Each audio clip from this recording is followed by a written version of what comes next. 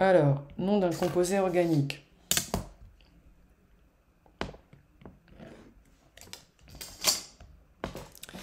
Alors, je vais vous donner tout de suite, alors plutôt que de m'appesantir sur les différentes parties, je vais vous donner globalement la règle générale. Et après, on va voir des exemples, d'accord?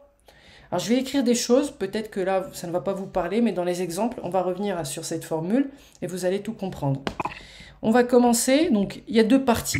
Donc un composé organique, il peut être un composé, il peut être composé d'un alkyle, d'un groupement alkyle, plus d'un groupe fonctionnel, d'accord? Pour la partie alkyle, vous avez l'indice du carbone, préfixe des ramifications, et je vais vous montrer justement comment on détermine, comment on numérote la chaîne principale, ne vous inquiétez pas, ramification. On va rajouter la chaîne principale ici.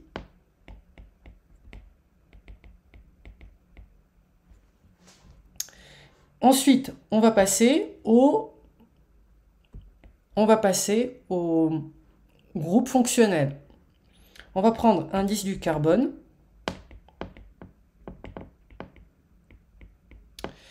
puis suffixe. Alors, suffixe, hop. De fonctions.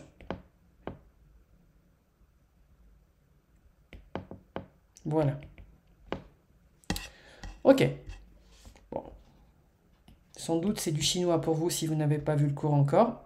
Mais je vous rassure, c'est pas compliqué. Prenons cet exemple. Prenons cet exemple simple.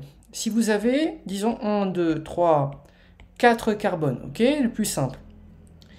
Le premier carbone, on a hydrogène, hydrogène, hydrogène. Donc jusqu'à présent, il n'y a pas de difficulté, donc CH3. Donc le deuxième ici, carbone ici, H.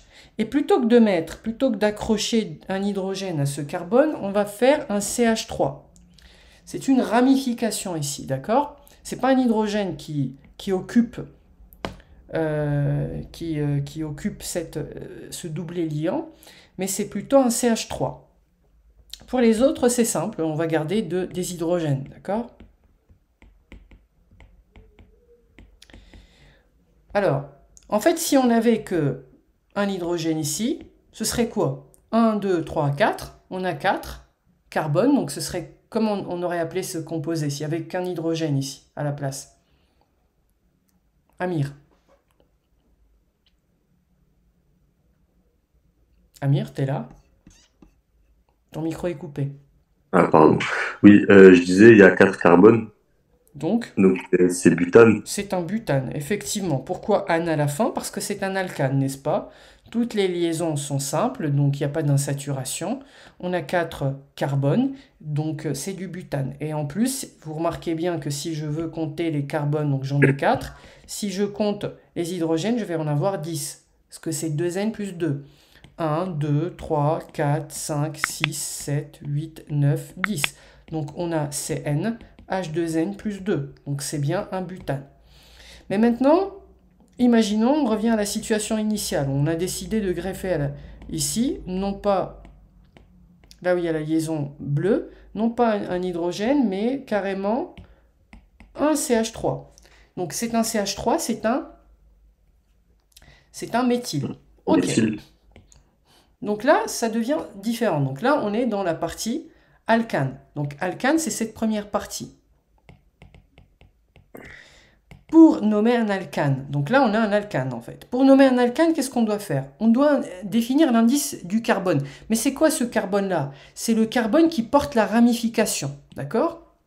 Un indice, ça veut dire un numéro, un ordre. Donc ça veut dire qu'il y a un ordre. Mais comment je peux établir cet ordre? Je peux numéroter soit en partant de gauche vers la droite, ou en partant de droite à gauche, d'accord? De la droite vers la gauche.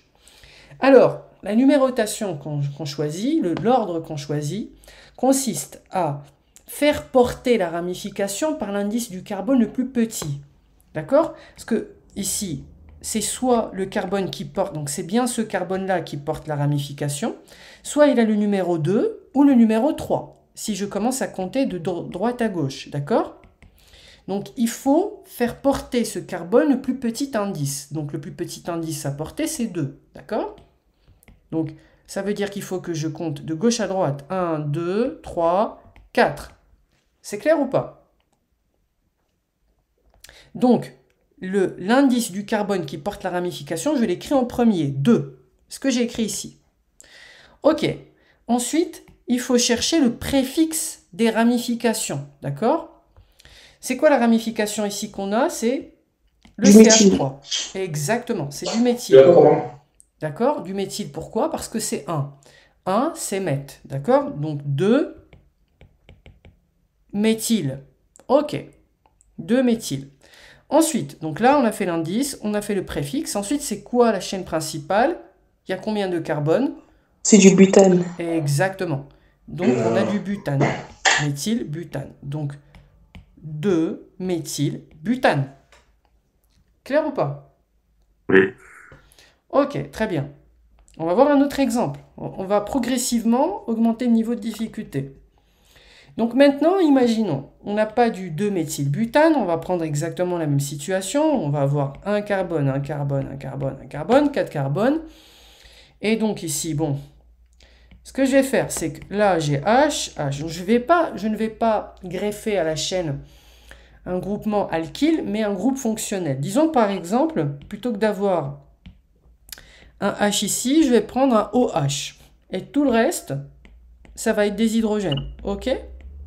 Hydrogène, hydrogène, hydrogène, hydrogène, hydrogène. Donc pareil.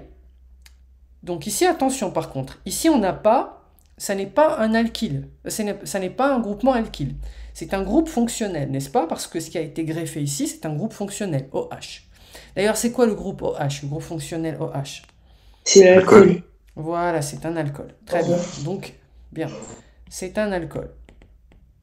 Bon, petit bug. Hop. Donc, c'est un alcool. Ok. Donc, on a un alcool. Donc, un alcool, donc ça veut dire quoi? C'est la deuxième règle qui s'applique, en fait. Donc là, c'est pour les groupes fonctionnels. Alors, pour les groupes fonctionnels, je ne commence pas par l'indice du carbone, machin truc, là.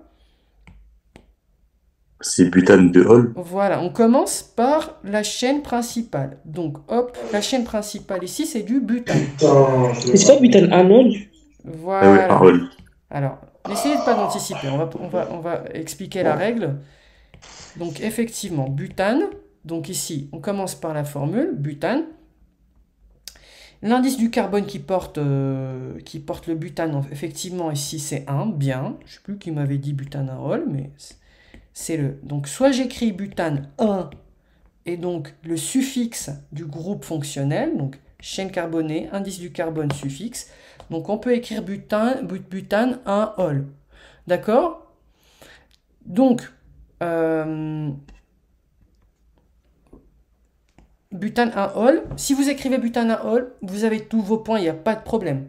Quelquefois, dans des exercices, quand c'est 1, on écrit juste ol. D'accord? Quand c'est 1, on peut écrire juste butanol.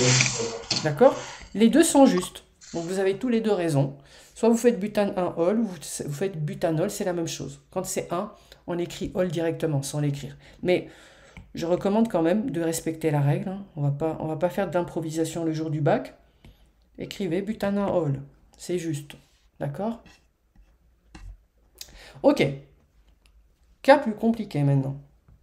Imaginez, vous avez carbone, carbone, carbone, carbone. Comme tout à l'heure, 4 carbones. Vous avez une chaîne principale. Je vais mettre hydrogène. Je vais mettre hydrogène. Je vais mettre un hydrogène. Je vais mettre un hydrogène. Je vais mettre un hydrogène. Je vais mettre un hydrogène. Et là, je suis un petit peu taquin. Je vais vous mettre pas un hydrogène, mais CH3, comme tout à l'heure. Et en plus, je vais lier tout ça avec une autre chaîne. Donc, à l'aide de cette liaison, ici. Alors, je vais prendre une autre couleur, peut-être de l'orange ou celle-ci si j'aime bien. Donc, hop, double liaison avec oxygène, une liaison avec oxygène, et je plug à une autre chaîne, donc où j'ai 2 carbones, et bon, le reste c'est des hydrogènes. Hop, hop, hop, hop, hop. Oula! C'est tout de suite plus compliqué. C'est compliqué, hein? C'est compliqué. Mais Ouais. bon, ici j'ai comme si j'avais une chaîne R, CO, O, avec une chaîne R', ou l'inverse. Déjà, j'ai un groupe fonctionnel qui fait le pont entre les deux chaînes, R et R', d'accord? Ce groupe fonctionnel, c'est lequel? Ester. Et la réponse est... Oui, ester. Bravo. Donc c'est un ester. Ok. Très bien. Donc c'est un ester. Et en fait, non seulement c'est un ester, donc on n'a pas qu'une chaîne... On a les deux. On a un groupe fonctionnel, et puis si vous regardez bien la chaîne R, la chaîne ici R, on a un alkyle aussi, parce qu'on a un CH3 ici, n'est-ce pas? Donc en fait, vous allez combiner l'écriture des deux. Ok? Donc, maintenant, je vais commencer par me concentrer sur la chaîne où j'ai mon alkyle. D'accord? Concentrons-nous sur cette chaîne-là. Ok. L'alkyle, qu'est-ce qu'on doit faire pour le nommer? On doit chercher l'indice du carbone qui porte la ramification. Donc ça signifie qu'on doit numéroter la chaîne, n'est-ce pas?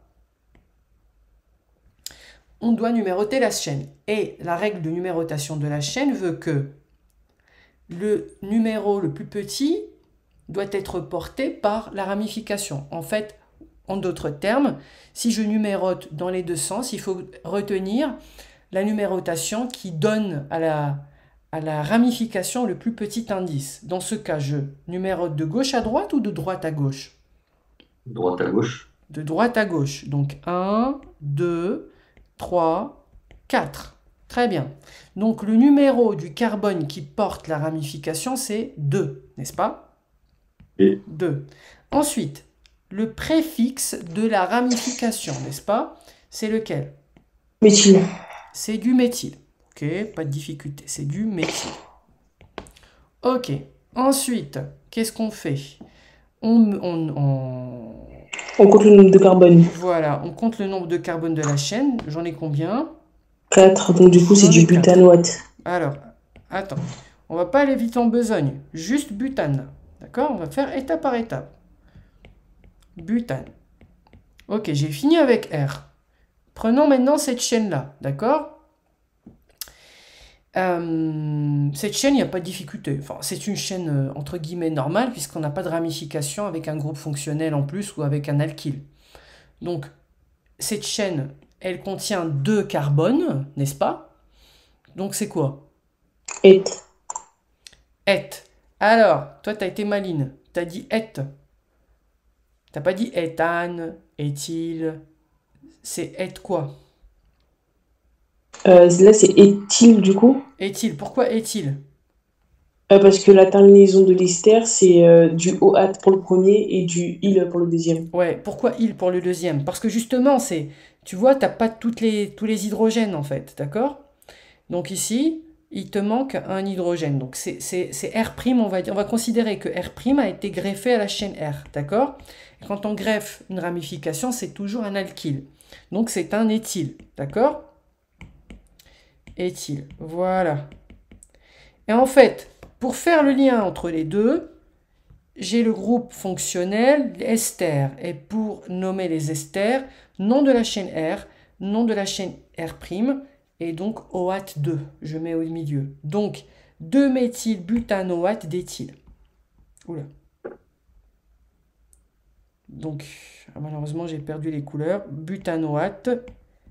Alors, oh, bug encore. Hop.